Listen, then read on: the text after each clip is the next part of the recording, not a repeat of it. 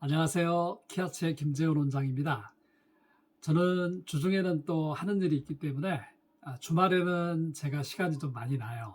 그래서 그동안 생각했던 주제들, 또 책들, 유튜브를 통해서 독자들과 그리고 저희 유튜브 가족들과 함께 나누고 있습니다. 오늘 제가 소개해드리고 설명을 드릴 책은 노르위치의 줄리안이라는 여성이 쓴 계시라는 책이에요. 이 책은 원래 2019년에 저희 키아츠에서 출간을 했는데 몇 년 동안 저희 키아츠의 전문 번역가로 수고를 하셨던 정경미 박사님, 토론토에서 박사학위를 받으셨는데요. 초대 기독교를 연구하셨고요. 저희 키아츠의 여러 중요한 작품들을 번역하시고 지금까지 저랑 협력해서 많은 결과물을 남기셨습니다. 그때 출간한 이 계시라는 책, 계시는 이후에 설명드리겠지만 숏 텍스트와 롱 텍스트로 나눠져 있는데 저희들은 분량 때문에 저희들이 이렇게 작은 분량의 책을 번역을 했고 독자들을 만나고 있고 출간된 이래 지금까지도 굉장히 많은 사랑을 받아왔습니다. 하지만 제가 이 책에 대해서 이렇게 설명을 드리는 것은 처음인 것 같은데요.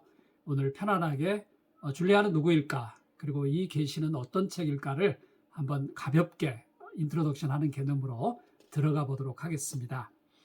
줄리아는 누구인가? 첫 번째 질문이에요. 영국의 여성 은둔 수도자였어요. 줄리안, 노르위치가 영국에 있는 지명이거든요. 그래서 영국에 살았던 여성 은둔 수도자. 수도자 또는 수도사는 전통적으로 두 가지로 나누죠. 공동생활을 하는 수도자들과 은둔 생활을 하는 수도자들, 그래서 은둔자, 에리메릭이라고 표현을 하기도 하고요. 하지만은 은둔을 한다고 해서 전혀 공동체적 생활을 하지 않는 것은 아니고요.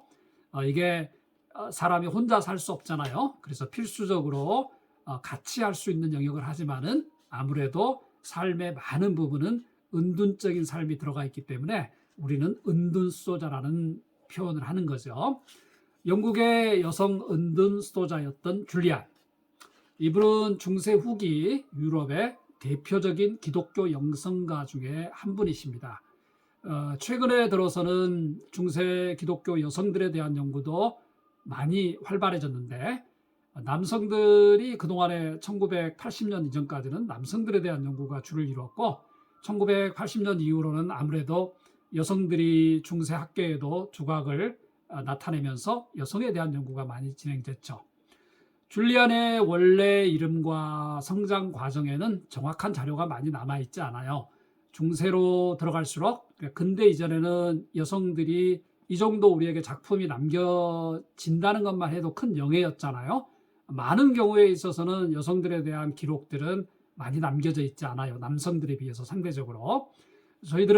학자들은 줄리안이 아마도 1342년부터 1416년까지 이렇게 되면은 이제 중세에 경고했던 틀이 좀 움직이잖아요. 쉐이킹되고 이제 근대로 넘어가는 아주 초창기 단계잖아요. 아마도 그 사이에 생존했을 것으로 저희들이 추정을 합니다. 줄리안은 당시 영국의 노르위치의 성 줄리안 교회, 노르위치에 있는 성 줄리안 교회, 세인트 줄리안스 처치에 속해 있었기 때문에 그 교회의 이름을 따서 그녀를 노르위치의 줄리안이라고 부릅니다. 아주 이름이 있거나 명망가거나 돈과 권력이 있는 집안을 빼고는 보통 그 지역의 이름을 불러서 거기에 존 오브 어디 이렇게 이름을 부르는 거죠. 은둔자라고 불리는 은둔 수도자, 이분들은 특정 수도에 소속되지 않은 채 하나님께 자신을 봉헌하는 삶을 사는 사람들을 가르쳐요. 제가 한번 프랑스의 베질레이에 가본 적이 있는데 베질레이는 나중에 십자군 전쟁의 어떤 출발 기지도 되고 굉장히 중요한 언덕 위에 작은 배 모양을 하고 있는 게 베질레이거든요. 근데 그곳에 가보니까 동네에서 한 1km 정도 떨어진 곳에 외진 수도자의 집이 있어요. 은둔 수도자죠. 그래서 예전에는 은둔자들이 아직 이제 은둔자가 돼야 되겠다 결정을 하고 멀리 나가지 못하니까 보통은 동네 이렇게 경계선, 초입이라든지 좀 떨어진 곳에서 은둔 생활을 하다가 거기에서 수도를 좀 쌓고 좀 더 이제 본격적인 은둔 생활을 하게 되는 거죠. 이분들은 특정 수도에 처음부터 속하는 것은 아니잖아요. 그냥 자기 혼자 혹은 소수의 사람들과 함께 은둔 생활을 하게 되는 거죠. 이분들은 보통 외부와 단절된 공간 안에서 기도와 말씀에 대한 명상을 수행합니다. 개인 은둔 수도자의 경우에는 마을이나 교회 또는 외진 곳에서 수도 생활을 하기도 하고요. 또 다른 경우에는 수도회에 속해 있으면서도 봉쇄 수도원이라고 부르죠. 봉쇄 수도원은 그냥 수도원 자체가 이렇게 완전히 enclosed, 외부로부터 단절이 돼 있어요. 특별히 여성들은 예전에 단지 종교적인 이유뿐만 아니라 정치적인 이유 아니면 이렇게 외부의 침입을 많이 당하는 시절들이었잖아요. 아무도 모르게. 그렇기 때문에 일반적으로 남성 수도원과 이 벽을 사이에 두고 같이 마을을 또는 수도원을 만들어서 생활하는 경우가 많아요. 그러니까 한쪽에서는 남성들 수도원이 있겠죠. 그리고 이제 그 바로 옆에 또는 같은 동네에 여성 수도원을 만들거나 봉쇄 수도원을 만들어요. 아무래도 사제가 필요하잖아요. 예배도 집전을 해야 되고 여러 가지 성사도 집행을 해야 되기 때문에 그렇게 해서 같이 붙어서 생활하는 경우가 사실은 많았어요. 그렇지만 이분들도 아주 필수적인 부분에서는 공동체적인 삶을 살 수밖에 없었지 않았겠어요? 줄리안의 경우 성 줄리안 교회에 딸린 작은 방에 머물면서 외부와 단절된 삶을 살았습니다.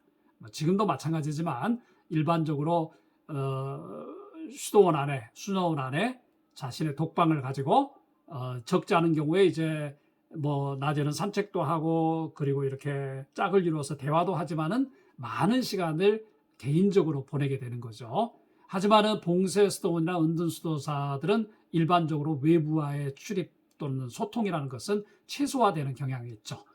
줄리안은 교회가 제공하는 영적이고 물질적인 보살핌에 의존해서 종교 생활을 유지를 했습니다. 은둔자들과 봉쇄 수도에 소속된 사람들이 흔히 그러했던 것처럼 줄리안은 자신이 살던 공간 중에서 외부와 유일하게 소통할 수 있는 창구가 보통은 작은 창문이 있어요. 그냥 손 하나 이렇게 뻗어서 먹을 것을 얻는다든지 아니면 정말 이렇게 물건을 주고받는다든지 서신을 주고받는다든지 물론 수녀 원장이 되거나 어느 정도 직급에 올라가면은 여러 이유로 외부와 출입이 가능하지만은 많은 경우는 작은 쪽창문 하나 내서 그게 외부하고 연결되는 거의 유일한 통로였어요. 줄리안도 마찬가지였고 그렇게 외부와 유일하게 소통할 수 있었던 작은 창문을 통해서 순례자들과 영적인 대화를 나눈다든지 기도의 시간을 가졌던 것이죠. 당대 은둔 수조자들이 살았음직한 모습들을 그려놓는 것 외에 줄리안이 어떻게 영적인 생활을 시작했을까?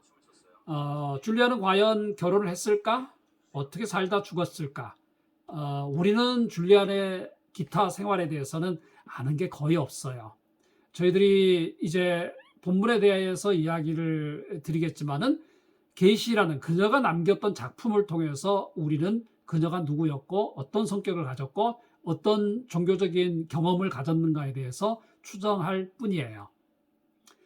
계시라는 책 안으로 한번 들어가 볼까요? 계시, Revelation.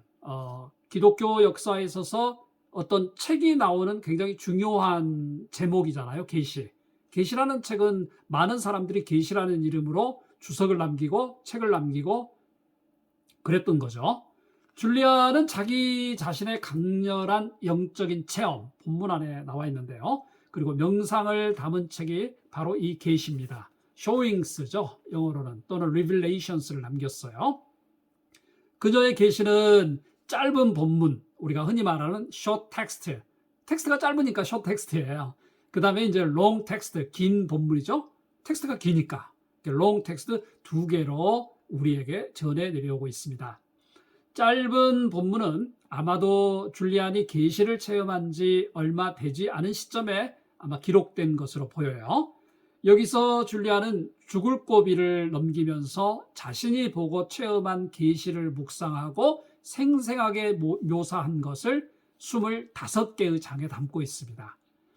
중세 여성들은 제가 주로 다루고 있는 힐데가르드도 마찬가지인데 어려서 이렇게 질병이나 병에 걸리게 되죠.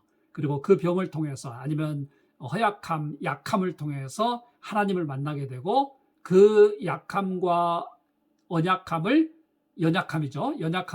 능가해서 결국 시대의 예언자로 등장하는 경우가 많았죠.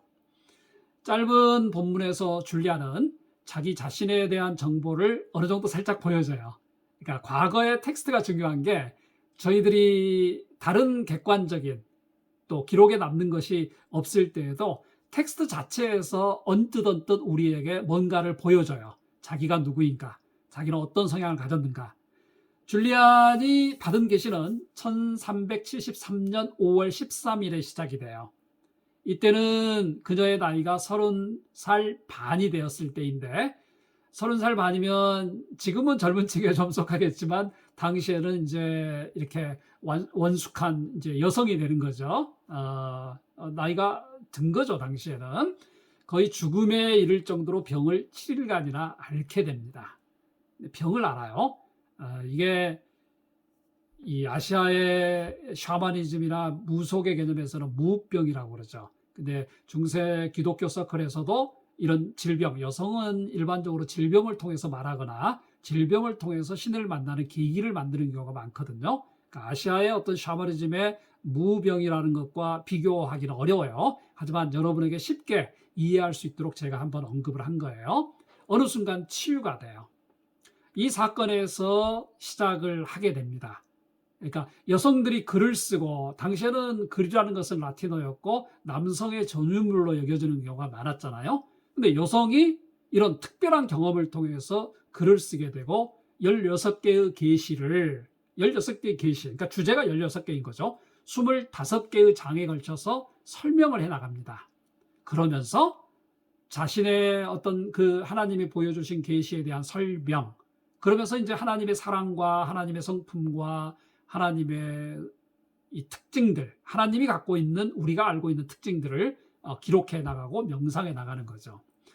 나중에 이제 중세 여성들의 라이팅, 글쓰기도 저희가 한번 보면 좋은데 중세 여성들은 많은 경우에 그러니까 본인이 어떤 이렇게 하자, 저렇게 하자라고 말하는 것보다는 하나님이 보여준 것에 대한 설명으로서의 자신의 생각을 기록합니다.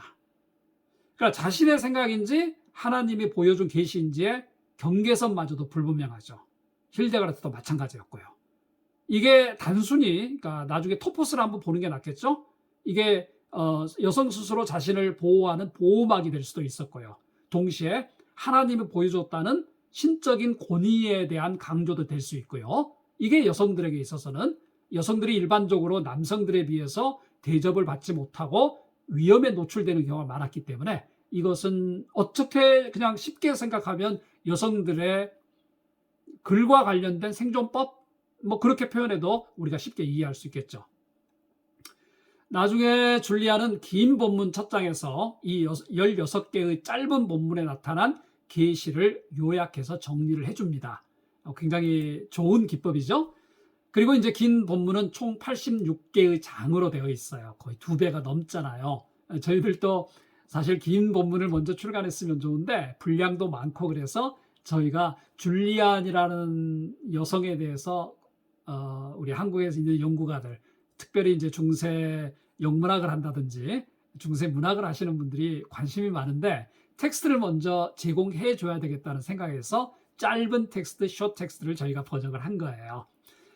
긴 본문은 86개의 장으로 나눠져 있어요. 짧은 본문이 계시가 일어났던 실제 정황들에 대한 묘사나 또 줄리안 자기 자신에 대한 언급을 간간히 담고 있어요. 그러니까 퍼스널 스토리를 담고 있다는 거죠.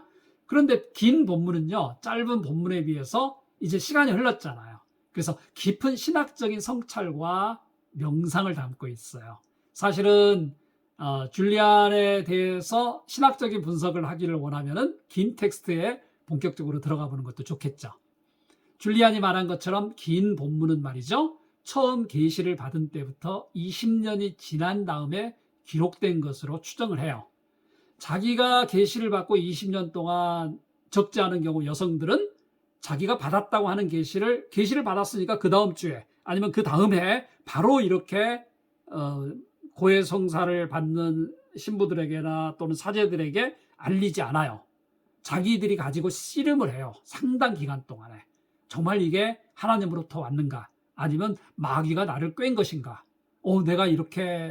내가 받고 있는 게 이게 정말 믿을 만한 신의 현현인가? 하나님의 설명인가?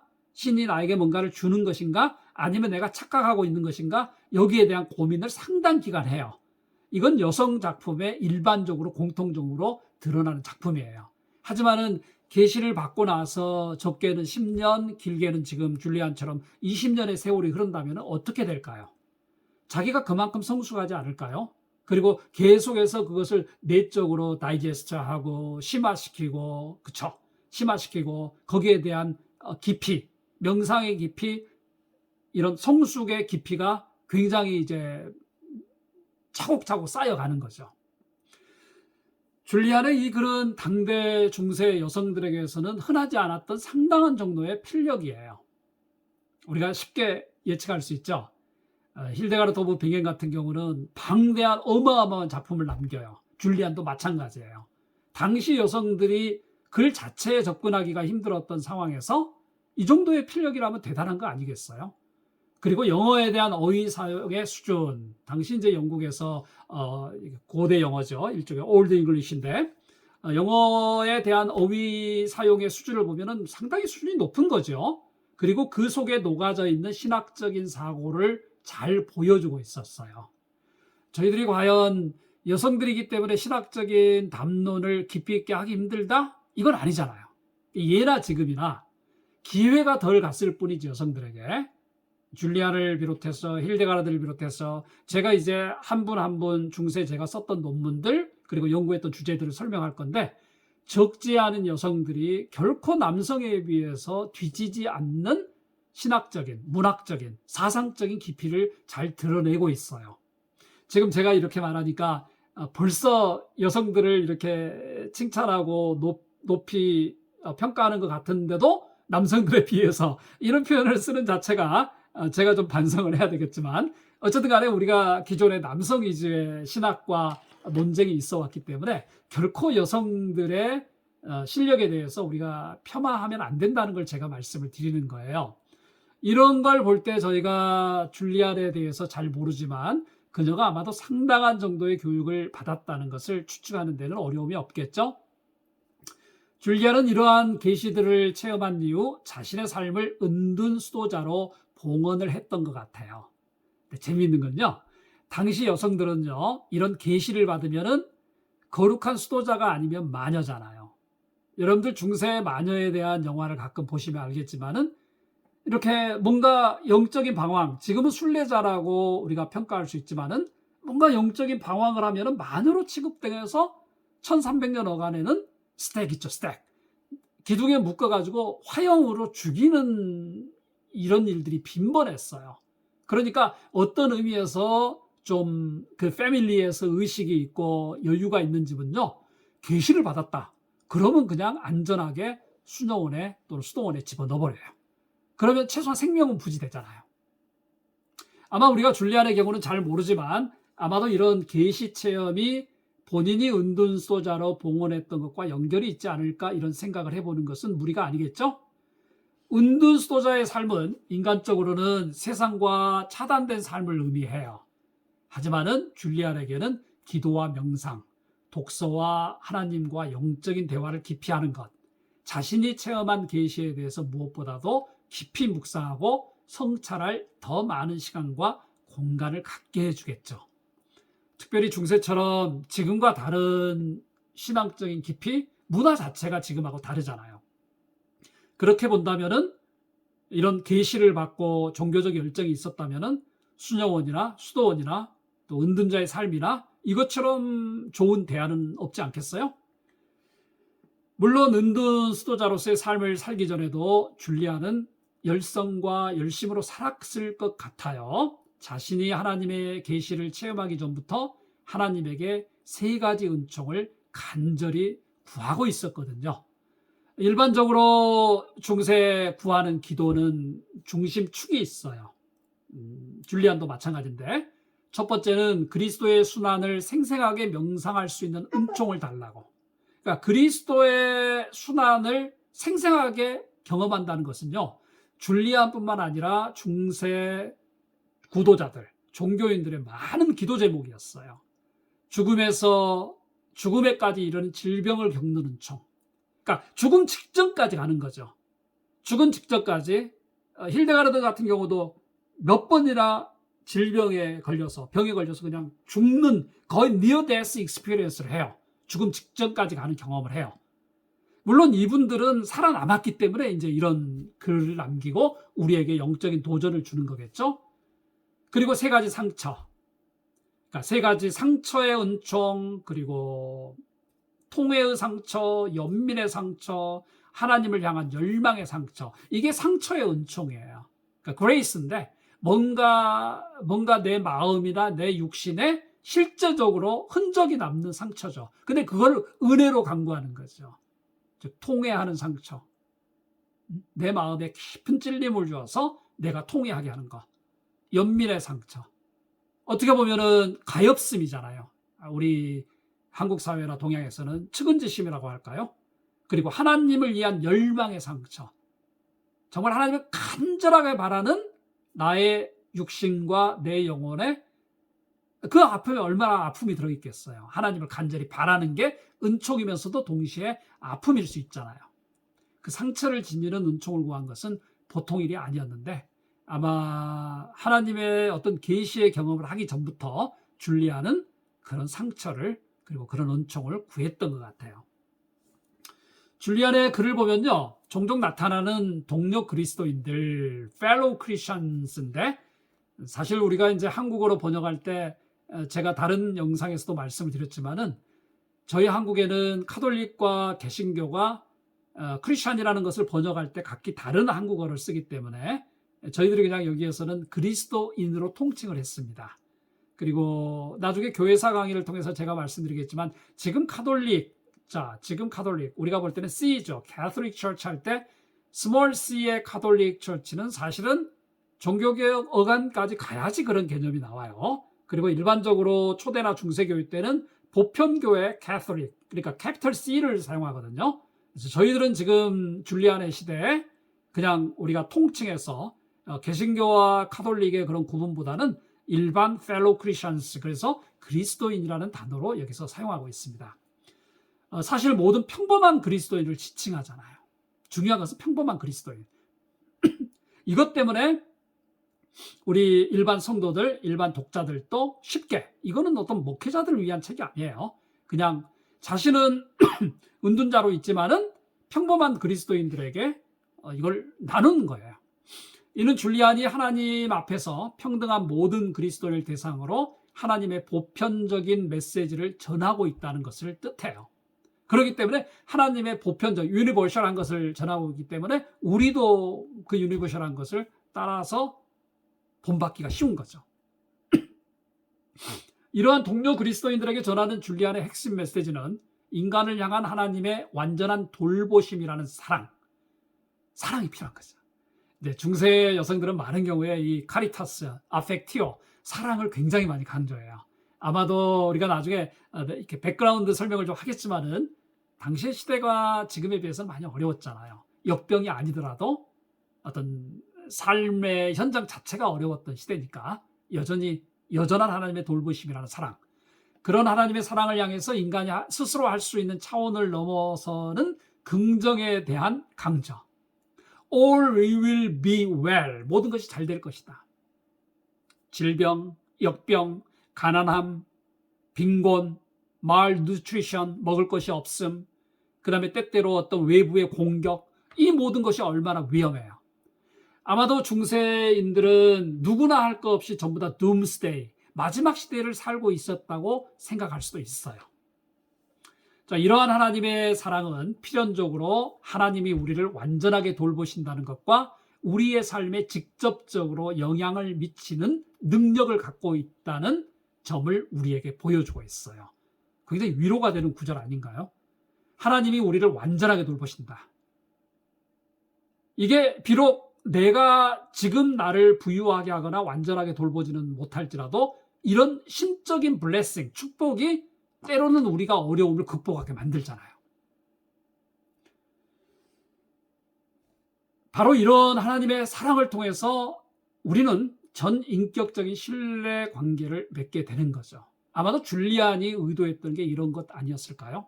그래서 하나님은 지속적으로 모든 것이 잘 될 것이다. 이게 키워드예요, 줄리안에. All will be well. 모든 것이 잘 될 것이다. 얼마나 좋아요?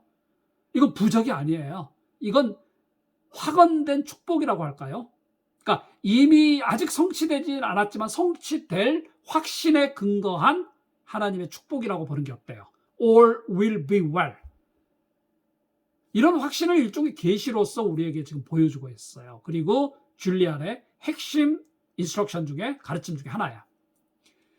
그리고 개인과 공동체적인 어려움 속에서도 그러한 하나님에 대한 신뢰를 견고하게 유지할 것을 우리에게 알려주고 있습니다. 하나님의 사랑과 인간의 신뢰에 대한 강조와 함께 줄리안은 인간의 삶에 만연된 죄와 고통을 끊임없이 강조하고 있어요. 그러니까 그냥 중세 전반적으로 잘 드러나는 거예요. 하나님의 무한하신 축복, 우리를 견고하게 껴안고 있는 것. 하지만은 예나 지금이나 인간의 측면에서 볼 때는 죄와 고통은 사라질 수 없는 거잖아요. 그걸 계속 강조하고 있어요. 인간의 삶에는 죄와 악이라는 무서운 현실이 존재하죠. 그리고 그 앞에서 겪는 인간의 비참함은 말로 표현할 수가 없죠. 그게 어떤 피지컬하거나 스피리추얼하거나 상관없이. 그런데 역설적으로 말이죠. 죄와 악의 무서운 현실과 이로 인한 인간의 비참함에도 불구하고 죄는 본질적으로 실체를 가지고 있지 않다는 거예요. 그래서 죄는, 이 개념은 좀 더 이게 중세 전반적인 신학적 또 인식론적인 틀에서도 나오는데, 죄는 아무것도 아닌 거예요. 그러니까 죄는 본질적 실체를 가지고 있다는 것은 아무것도 아닌 것. 어디서 많이 듣던 개념이죠. 디오니시우스에게서도 나오죠. nothing이에요. nothing. 띵이라는 게 뭐죠? 영어의 thing. 띵은 물건이잖아요. 사물이잖아요. 대상이잖아요. 그게 아니에요. 쉽게 말해서 우리가 만져지거나 뭔가 실체가 있다고 간주할 수 없는 것이에요. 줄리안에겐 죄라는 것은 그 자체가 파악될 수 있는 무엇이 아니고 영적으로 눈이 머는 것이거나 온갖 종류의 고통과 비참함 같이 죄가 야기하는 부정적인 결과를 의미할 수도 있어요. 나중에 혹시 관심 있는 분들은 이 죄에 대한 개념, definition, 그러니까 defining sin이라는 거, 어떤 죄를 규정한다는 것은 기독교의 항구적인 연구 주제잖아요. 죄가 뭐죠? 우리가 아우구스티누스는 선의 부재라고 설명을 했잖아요. 실체가 있나요, 죄가? 물론 제가 나이가 들다 보면 진짜 악마가 존재해요, 진짜. 하지만 신학적으로 우리가 죄의 실체가 있는가, 죄에게 띵이라는 게 있는가. 지금 줄리안도 어떤 의미에서는 우리가 아우구스티누스랑 같이 견주어서 비교해 볼 만한 주제를 던지고 있잖아요. 여러분들이 관심이 있으면 두 가지를 비교해서 논문을 쓰셔도 돼요. 이건 석사 논문도 될 수 있고 박사 논문도 될 수 있겠죠. 그래서 죄의 본질은 말이죠, 실제하는 것이 아니라 치유받아야 할 증상에 불과하다. 제가 여기에 이제 개인 각주를 좀 집어넣는데, 중세시대에는 죄가 선의 부재라는 개념이 이렇게 자리를 잡고 있었기 때문에 본질상 실제하지 않는다는 이해를 갖기도 했어요. 모두가 그런 건 아니지만. 그래서 죄가 실체가 있다면 나중에 이게 신정론, 신이 정당한 신, 의로운 신이 어떻게 죄를 만들게 했어요? 이런 신정론이라는 주제로까지 넘어가기 때문에 사실 죄의 문제가 보통 어려운 것은 아니었어요. 넘어가죠. 그리고 치유받아야 할 증상들의 중심에는 하나님의 사랑에 대한 무지. 결국은 하나님이 끊임없이 인간을 사랑하는데, 그래서 예수님도 보냈고, 그러니까 그 사랑에 대한 무지가 죄라는 거였죠. 즉 하나님의 사랑을 깨닫지 못하기 때문에 인간이 겪는 억눌림과 두려움이 있죠. 그게 때로는 질병으로 나타나고, 그게 죄와 아픔과 고통과 이런 부정적인 네거티브한 걸로 등장을 하겠죠. 그래서 우리가 하나님의 사랑에 대한 신뢰와 자신감을 찾는다면 우리는 다시금 하나님의 사랑 안에서 살 수 있을 것입니다. 자, 이게 이제 오늘 제가 짧게 좀 끊으려고요. 그래서 줄리안에 대해서 이야기를 좀 했어요. 영국 태생의 여성이었다. 그리고 줄리안이라는 성당과 또 그 마을에서 활동했던 여성이었다. 은둔자였다.